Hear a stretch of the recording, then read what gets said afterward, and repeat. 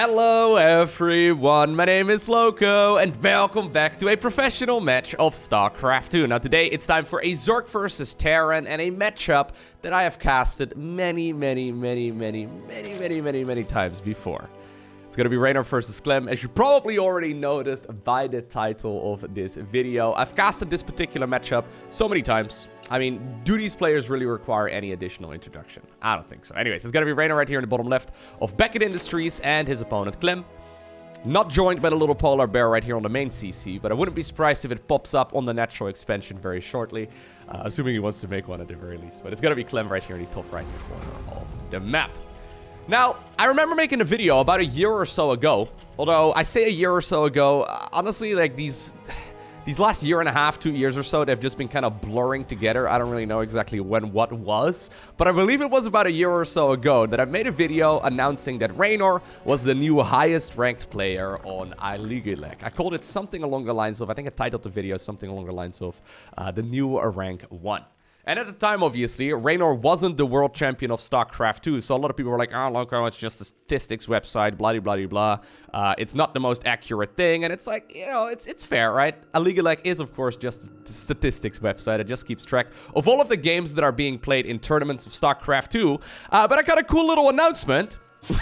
Mr. Clem, as of a couple of days ago, overtook Serral in the #1 position on that exact same website. And I know there's gonna be a bunch of you that will immediately say, well, Lowko, he doesn't have the tournament results, he's not as good as those other players, everyone's playing from home, so he gets to play in his comfort zone, and he's not playing on an offline stage, blah, blah, blah, blah, blah. Look, I understand all of that, right? And I understand that Aligulac may not necessarily be the best way to judge a player's skill, but it's pretty damn close. It's pretty damn close. So if you didn't already have Clem on your radar for God knows what reason, yeah, definitely make sure you keep this man in mind, because I would not be surprised at all if he at some point does become the world champion of StarCraft 2 himself as well. Honestly, though, I mean, I watched, for example, right, the grand finals of the GSL, which happened just a couple of days ago. Spoiler alert, that was Maru versus Rogue. And honestly, Clem is playing, like, way more impressive StarCraft than Maru was in that particular series. Like, no disrespect at all to Maru, right? Obviously, there's a bunch of really good Terran players out there, like Cure and Bjorn and Innovation, and, you know, there's a bunch of really good guys, but I've got a feeling that Clem is actually playing a little bit better than them, right? Anyways, we'll see how he does against Reynor here. I mean, I know I'm a bit of a fanboy of the both of them, so I want to try and contain my fanboying here in this particular game. But there's no denying that Reynor is going to be a very tough opponent. Now, I don't think we really need to do any additional introduction. By the way, I've seen someone ask in the comment section why we see this every once in a while. So there's this weird thing, right? I could talk about these players' accomplishments, and I could talk about his Reaper, but let's talk about a little mining machine over here instead. There's the thing that happens when you have a mule going back and forth between the mineral patch, right? So you can see right here the little mule. It's going to pick up some resources and then bring them to the command center.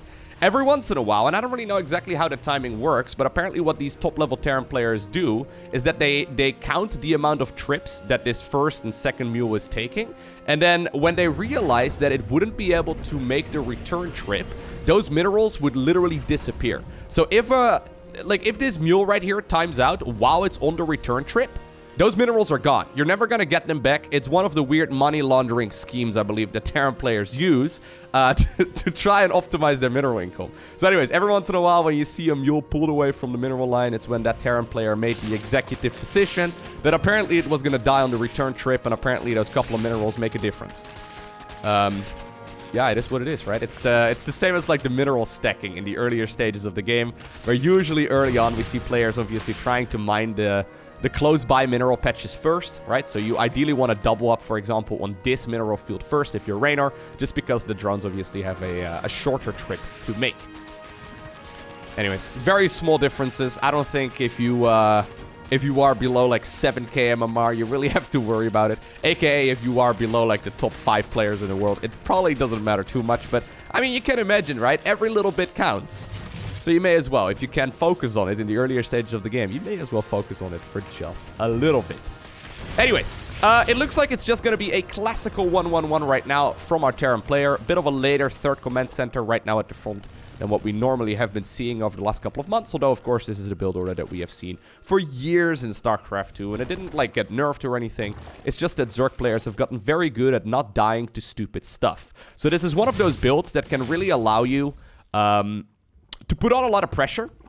Right? You can really slow down the Zerg, and obviously if they're not paying attention, you can kill a bunch of their workers as well.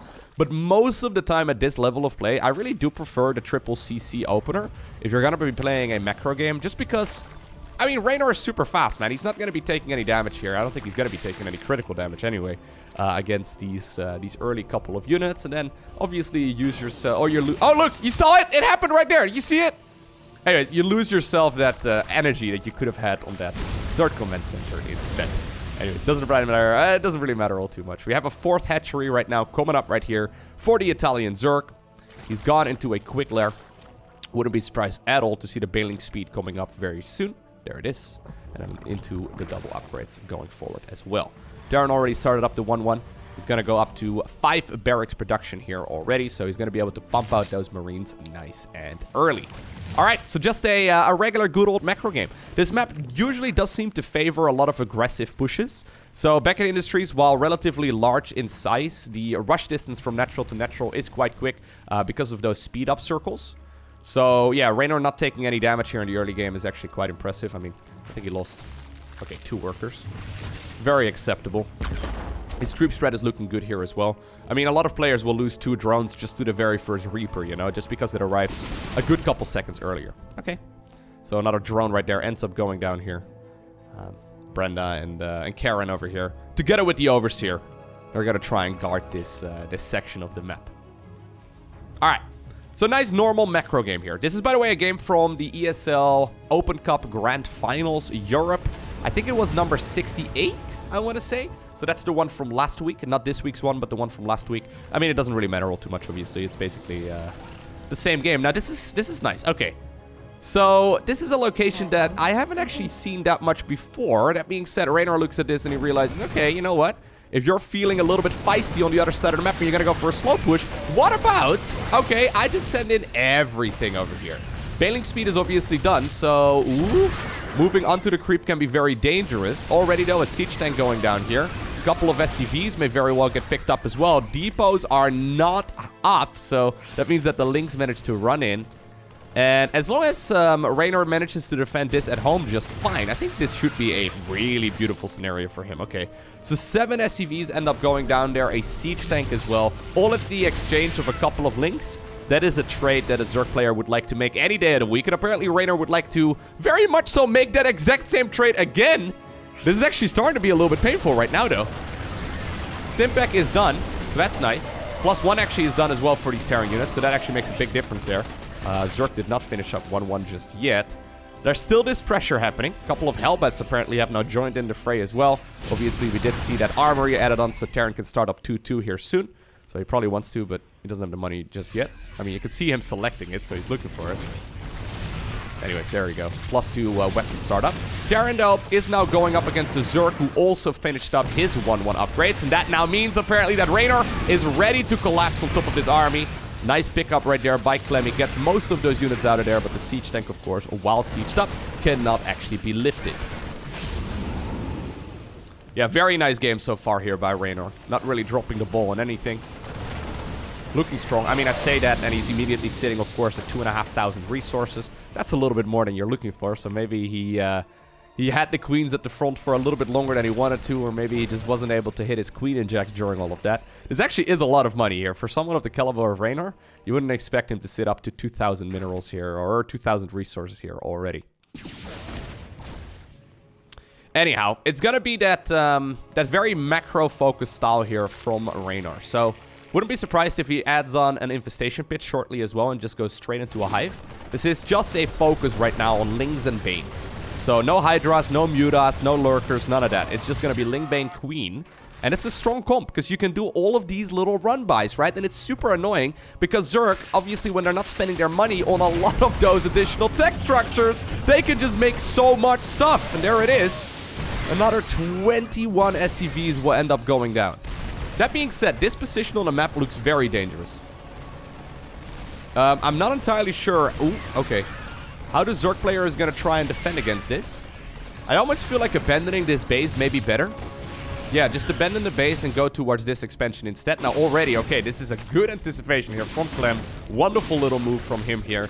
He manages to send the Banshees in that direction. Once again though, dude, this is just non-stop counter-attacking, right? This is what made Reynor famous.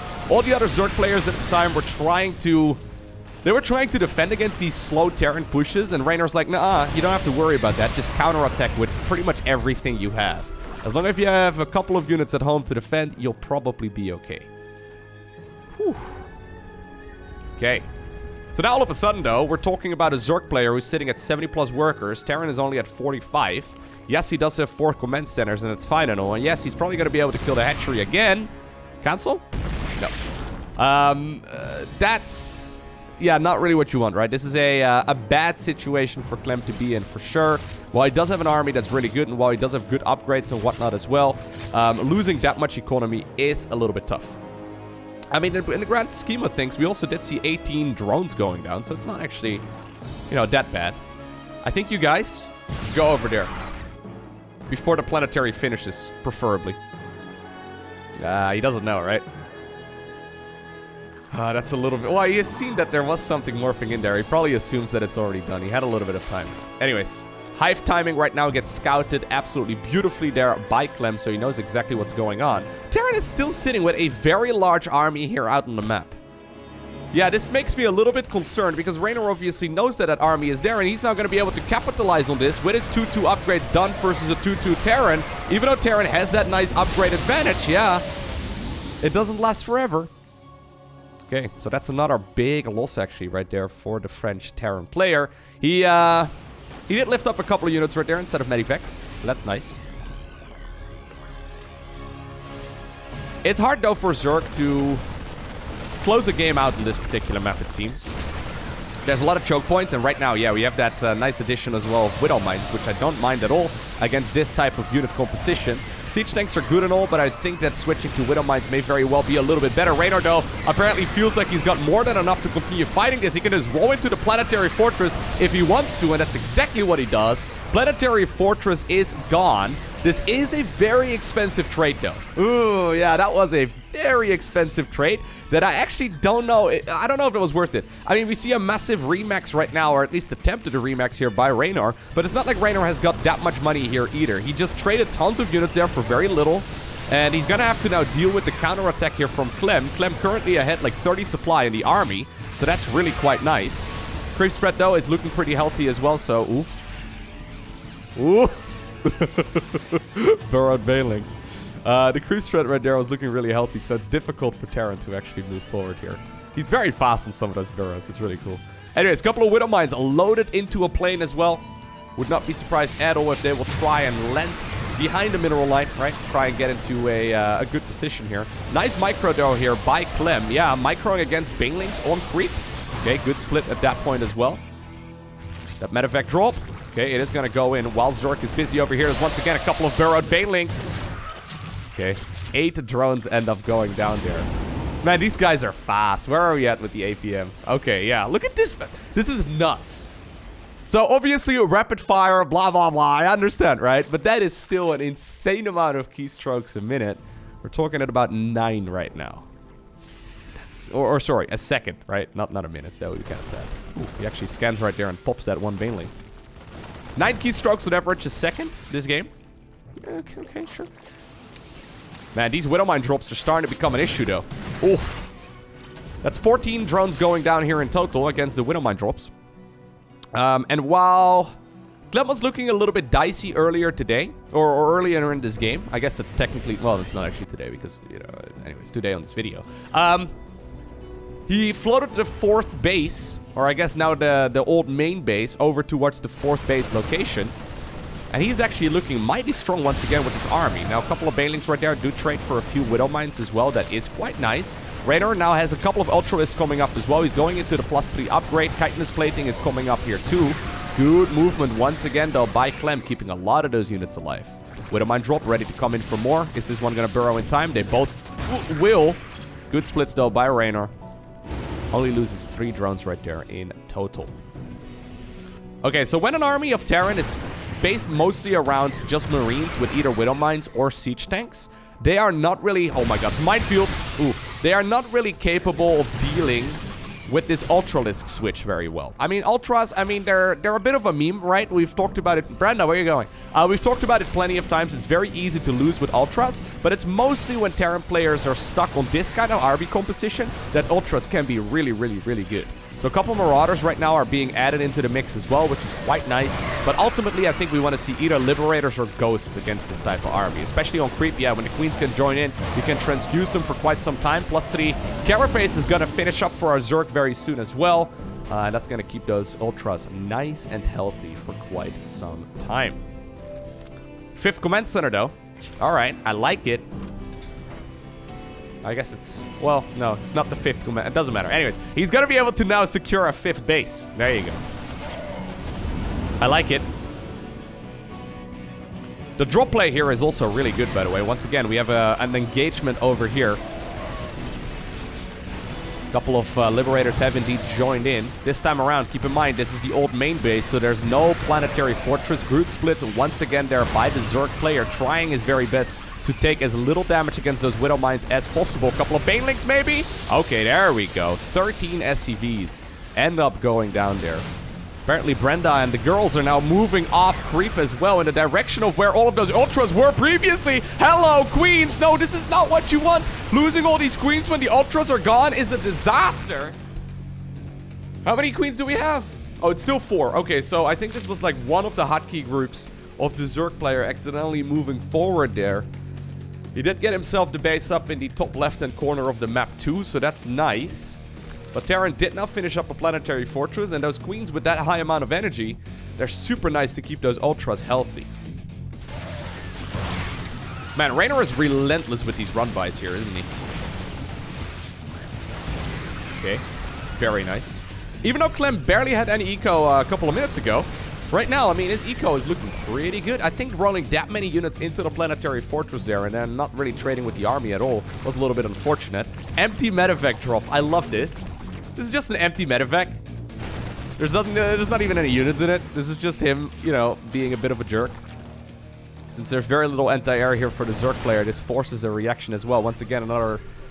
Oh, I think that's probably where those... Or that's probably where that... medevac came from, right? It probably had this area of the map already covered, and then it just flew into the 3rd and 4th and natural just to get a little bit additional work done. Once again, though, Banelings, can they connect? No, good pickup right there by our Terran player. There was also a bit of a skirmish going on in the bottom right-hand corner of the map, but apparently that one did get cleaned up. Once again, Queens, oh, they're moving off Creep because this area of the map has been under so much pressure. He's not really been able to replace that Creep just yet. 8 SCVs end up going down here to 2 Ultras and I guess a couple of Banelings. Okay, good micro there, man. It's really quite impressive. Anyways, good micro here by Clem as well. Oh, Banelings, Banelings, Banelings! He's burrowing them a lot. One of the things we haven't seen that much, actually, in this matchup in particular, there's one Widow Mine still left over here. It's going to be able to blow up on that Ultra, which is a nice aid, I suppose. That being said, this base is still up, right? That base still being up means that the Terran player has got plenty of economy. And Reynor is starting to run a little bit low on the money, right? He's got 71 workers, which is nice. Liberator sieges up on the retreat path to the Ultra there as well, and just apparently hits the big toe of the Ultras, putting him in the red HP. Top left-hand corner, I mean, it's now under harassment by a Liberator as well. Lynx once again ready to go in for a run-by over at the 4th base of the Terran player. But I'm looking at this Zerg army, and it's starting to become a bit of an issue. And this is what I mean, man. Clem was really quite far behind in this game. And now all of a sudden, right? He's looking like he's ahead. This base going up was a big one. This base being harassed over here is also very, very annoying for the Zerg player to have to deal with. Brenda over here inside of that circle. It's because, of course, Reynor is busy microing over on this side of the map as well. Once again, there's patches in the creep, right? Couple of links here. Somehow some way made it over there. Maybe they use burrow as well. I love the burrow usage here by Reynor in this series. Or in this game, rather. He's doing as much as possible to force the attention of the Terran all over the map. Oh no, that Widow Mine from earlier, it's now got 24 kills. Still not cleaned up. Base over here at the very least. Oh my god. Oh, those Widow Mines. They're dealing so much damage. There's a couple of infestors out right now. Okay, that's nice. Queens once more are going to be ready for the transfuses, but this base at this point is gone. And I feel like Clem is starting to really break through the defense right here of the Zerg player. Zerg still desperately counterattacking with whatever he's got. Once again, Zerglings absolutely relentless, man. On locations that don't have a planetary fortress, he's just constantly sending in small hit squads of units. But I think we mostly have to concern ourselves right now with Reynor's side of the map, right? He doesn't have that much left over anymore. He is starting to really, like, hurt here in the creep spread as well. The Queen's right now off creep, so close to home. Maybe a fungal growth can change the tide of battle, although the Infestor seems like it's running to its grave. Widow Mines over here clean up the majority of those Zerglings that were still available too. Liberator has been sieged up over here for a while, but it's already stacked up 6 kills here in total. Yeah, you can see that Marine Marauder off creep really does quite well against those Ultras. That's another Ultralisk going down. Oh, new orbital comment maybe? Oh, he could have just gone for the orbital there, but I don't think it really matters anymore because Clem has obtained the victory right here on Beckett Industries. Very action-packed game. Hope you enjoyed watching it. If you did, hit that like button down below, and if you want to see more, you know what to do. Hit that subscribe button so you get notified as soon as future videos go live. By the way, for those of you interested, I have my Horizon Zero Dawn playthrough currently going up on the second YouTube channel. So if you click the link down below in the description of this video, or you go to youtube.com/morelowko, you can watch the first episodes over there. Anyways, for now, thanks for watching. Have an awesome day. Don't forget to smile, and I'll see you once again in the next one.